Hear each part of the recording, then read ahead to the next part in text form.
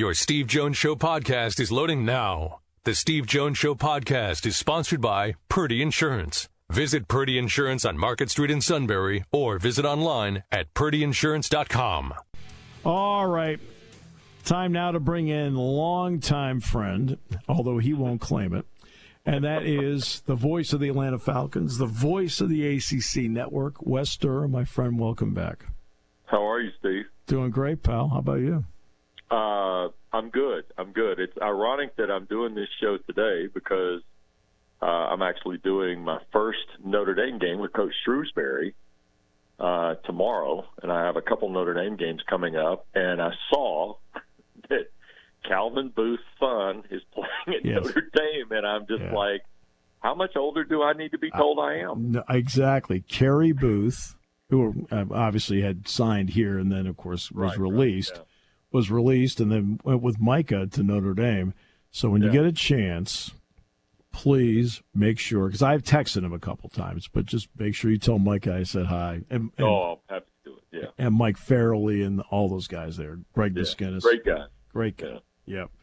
So it was an interesting year for the ACC. Sure. With what happened with Florida State. And Florida State, tell me if I'm wrong, entered the season mad anyway. Yeah. Now, let me clarify a little bit of the national rhetoric about Florida State. Let's go with that.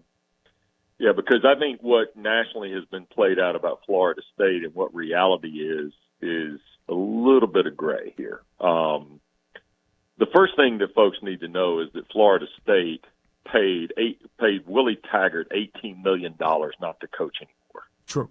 Okay. And that happened after Stan Wilcox, who was the athletic director that hired Willie Taggart when Jimbo Fisher left for Texas A&M, a blitz controversy there. And part of the reason Jimbo left because he was concerned about resources. Mm-hmm. The chief of staff to the president, John Thrasher, David Coburn, became the athletic director when Stan Wilcox left. And when Stan left, it was 6 months after Willie Taggart got the job.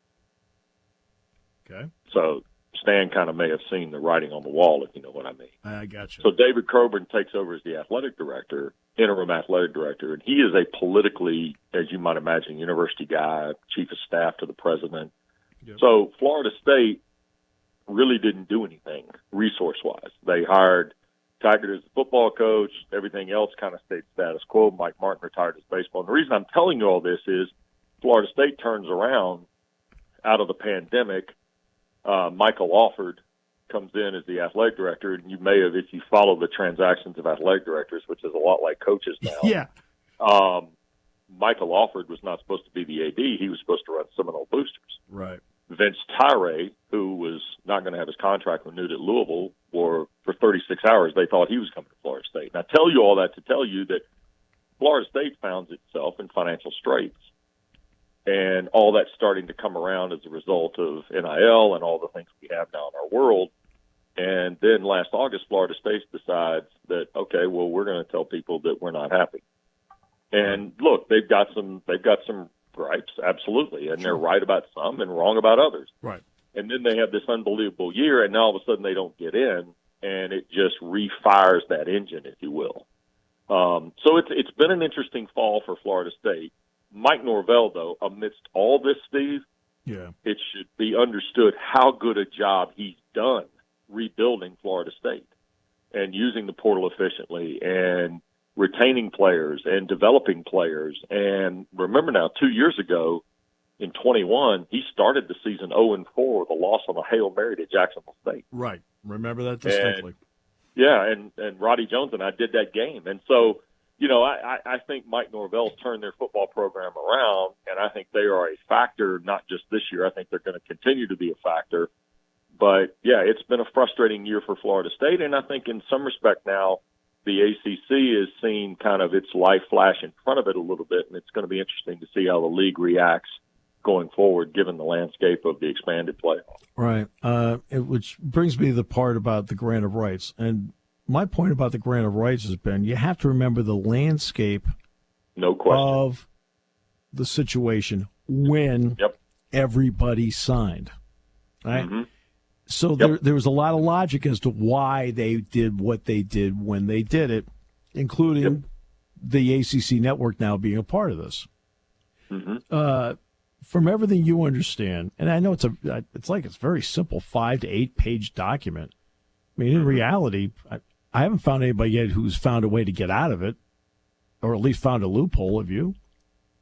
No, and a lot of people claim to, and a lot of people on what my dad used to call the internet jockeys have have said, "Oh, well, X school has found this, and they'll be filing." And I'm asked, like you would be regarding Penn State, I'm asked by a lot of ACC people in our travels this fall, well, do you think, school Y or school J is going to leave the league? And I said, well, when? Like tomorrow? No. Yeah. Can they leave in 7 years? Maybe. I mean, yeah. But I don't know the bank account of each school. I do know what some approximates are at some schools. And I also know, too, and this is the part that I think is really funny, we have schools in this country who want to make these moves. And in Florida, I'll use Florida State as the example. Yeah. And I have some friends who are, Seminole boosters who are, good, God-fearing Florida State fans. And they said, well, we're leaving the ACC. And my first question is, well, where are you going? Right. And they're like, what do you mean? I said, well, you have to understand that conference has to cut you into their pie because you're not going to be able to take a slice of this pie with you to that league. Right. And all of a sudden you start explaining the business side of this, and next thing you know, they're kind of backing off we're leaving. And I said, the most important piece about conference expansion, and you've seen it obviously with what the Big Ten has now done, you not only have to know who's in your league, you have to know why they're in your league. Right, exactly. And I would say this for the Big Ten folks, and certainly Penn State, and, Penn State's move from being a football independent to a member of the Big Ten is a remarkable story, and it came at a specific time and place in the history of the Nittany Lions. Right. Well, it feels like Oregon and Washington have made the move at a specific time and place, very similar to Penn State. Feels like UCLA might be there by panic yes, more than anything else. And $104 million in debt in the athletic department. That's the other thing. See, USC's there for a different reason. Oregon, Washington, other reason. Yep. UCLA's there because, like Maryland, UCLA needs the money. Maryland needed the money. Yep. And when the deal couldn't be, and I think we can say this now 12 years later, yep. when the deal couldn't be worked out with Georgia Tech and North Carolina, yep. they went to Maryland. That's right. And so reality is that, Bud Peterson, who was the president of Georgia Tech at the time, and Holden Thorpe, who was at North Carolina, they didn't feel comfortable getting into the political, mashings of what it would have been like to leave the ACC. Right. I think you have presidents and chancellors now who showed you in 2020 that they want that television revenue. They want it for athletics, and they also want it for their universities, and therefore they're willing to kind of break tradition to do it, and that's what we're seeing. And Washington and Oregon made the long-term play because they're going to get about half of what everybody else did. And Fox helped fund that part of it, but they're not going to get, quote, the full share until the next TV contract comes up. But see, that's the long play that they're making at this point. Yeah, and see, and in the case of somebody like, and I'll use the ACC for an example, how bad does SMU want to be in the league? Well, we'll come for free for 8 years. Yeah. I mean, we'll come on the, what I like to call the quick trip version or Wawa version of television contracts. We'll just come in and be a part of it, and then you let us know in the next. So, look, this is all predicated in my mind, Steve, to 2020. Yeah. When they elected to play college football in the pandemic, and from the Big Ten how that posturing went. Yep. I know how it happened in the ACC and the SEC and some of these other leagues. When these chancellors and presidents said in 2020, we're going to play football, they didn't do it because they wanted to play football. They did it because of the financial ramifications on the back end. That's the bottom line. No question about it. They knew that they would lose at the gate, but in order to keep the TV contract money, they did it. Yep. I mean, that's exactly right. And in my mind, that gave us the ground to change everything. Right. And that's why I heartily endorse what Chip Kelly said last week. No. nobody has been more clear and more defined about what this is than what Chip Kelly said last week, in my mind. Yeah, no, and I agree. I mean, and he attacked it head on. Yep. And, and I think it's something that it was worthy of not just a short listen, but a long listen, and maybe taking some notes as to what he said. Totally agree. Yeah. I do have to. Your bowl game this week is which one? I am. I'm in Tampa on Friday night. I've got a kind of an interesting week. I'm doing UK and U of L basketball on Thursday night, and then fly to Tampa Friday morning. And I'm doing the Union Home Mortgage. Union Home Mortgage Gasparilla Bowl Friday night at 6:30 with UCF out of the Big 12 in their first year in that league, and Georgia Tech, who I'm vaguely familiar with. I'm trying to think if you have any ties to Georgia Tech. Just thinking back,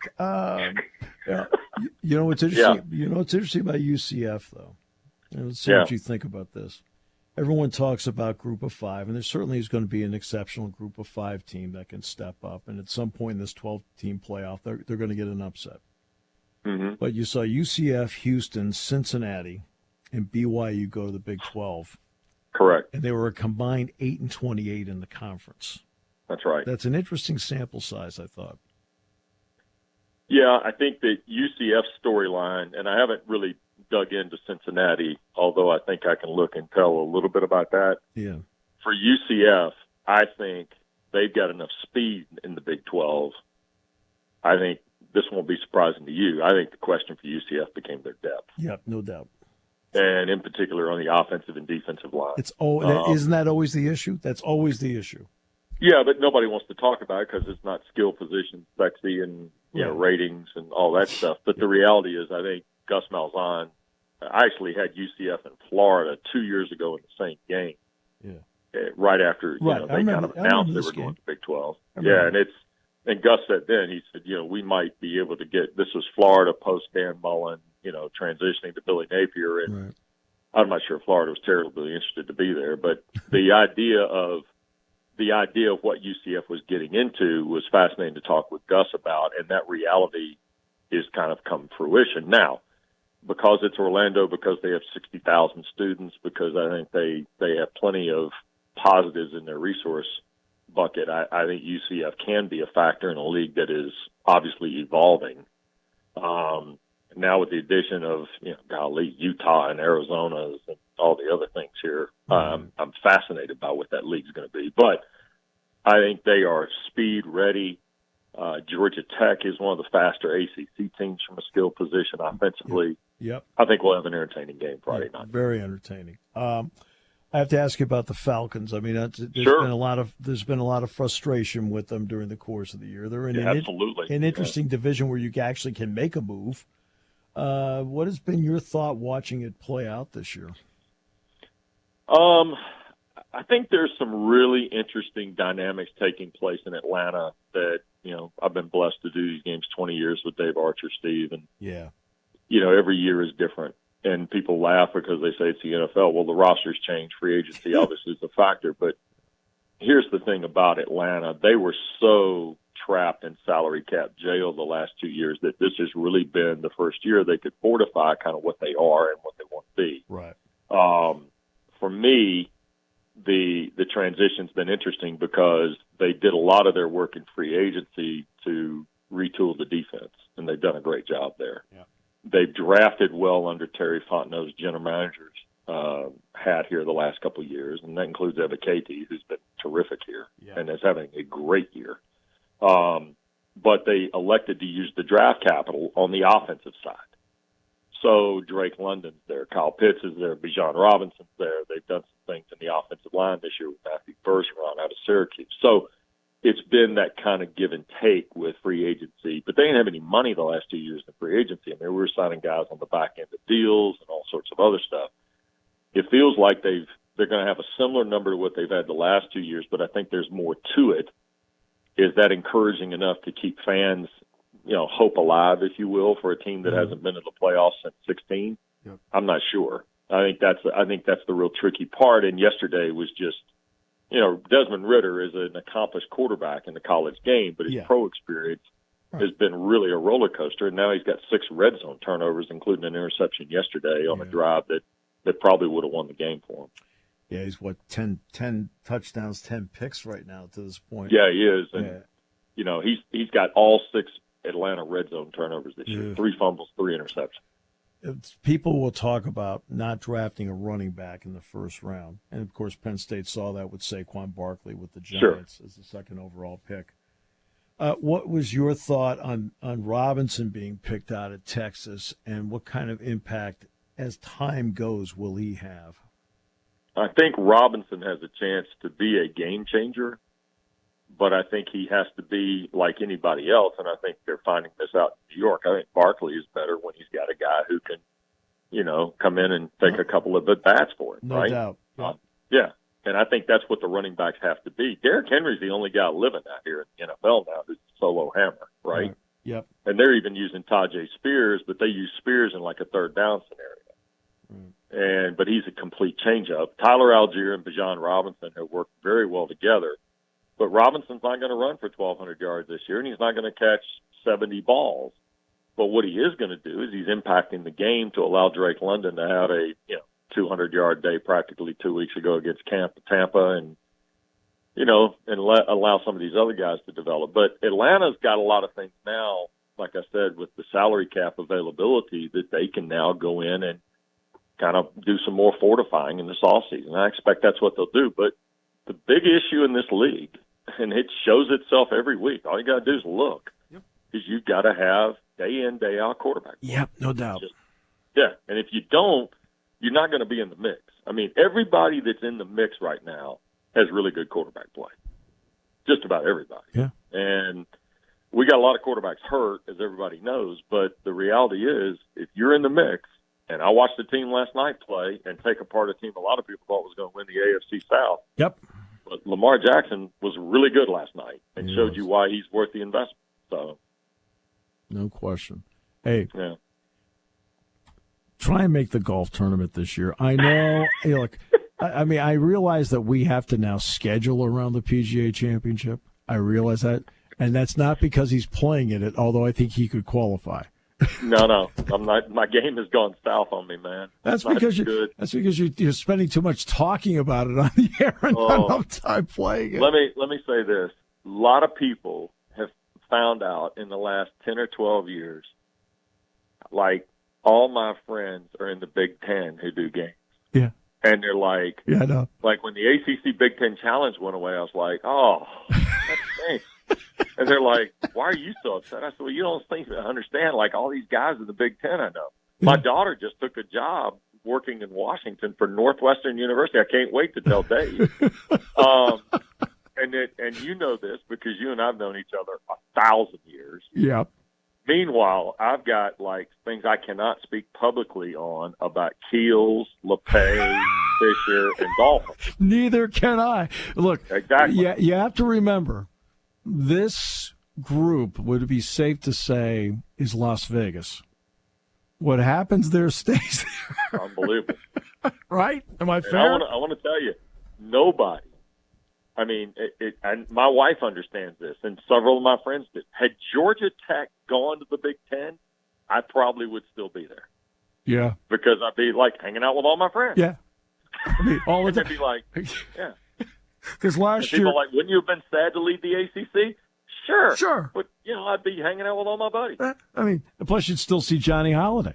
What the heck? Oh, the best. Yeah. Are you kidding? Has he ever come on your show and done the DJ role? Oh my goodness!